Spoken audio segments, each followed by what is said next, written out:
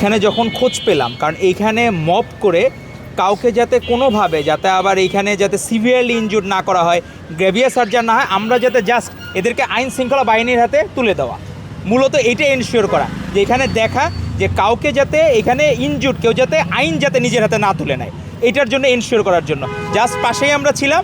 কিন্তু এখানে আইন যাতে কেউ যদি তুলে নেয়, মব করে, সেটা দায়ভার তো আবার আমাদের উপরেই পড়বে। তো সেজন্য ন্যূনতম যাতে মব না হয়, আইন শৃঙ্খলা বাহিনী এসেছে এবং সহযোগিতা করেছে। এবং এখানে আমরা দেখলাম আইন শৃঙ্খলা বাহিনী অত্যন্ত আন্তরিকভাবে 9 জনকে অ্যারেস্ট করেছে। আমরা চাই ভবিষ্যতে নিষিদ্ধ আওয়ামী লীগ এরকম মৃত্যুকে পুঁজি করেও যাতে রাজনীতি না করতে পারে, এটা আমাদের এনশিওর করতে হবে। কারণ মৃত্যুকে তারা সমবেদনা জানাইতেই পারে, নামাজ মসজিদে পড়তে পারে, কিন্তু বাইরে নিষিদ্ধ কোনো রাজনীতি তারা করতে পারবে না।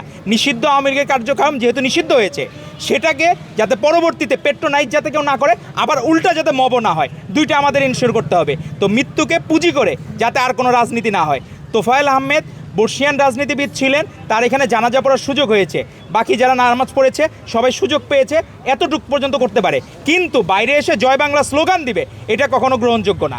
এই জায়গায় অবশ্যই আমাদের প্রত্যেককে সতর্ক থাকতে হবে, কেউ যাতে এই জয় বাংলা স্লোগান না দিতে পারে। আর জয় বাংলা তো এখন হয়ে গেছে যে আওয়ামী লীগের ট্রেডমার্ক স্লোগান, তারা তো নিজেরা নিজেদের এটা এমনভাবে ফ্রেমিং করছে যে আওয়ামী লীগের ব্যক্তিগত সম্পত্তি হয়ে গেছে। তো নিষিদ্ধ আওয়ামী লীগ এই স্লোগান দিয়ে পরবর্তীতে আর যাতে কোনো রাজনৈতিক অপকর্ম না করতে পারে, সেদিকে খেয়াল রাখতে হবে।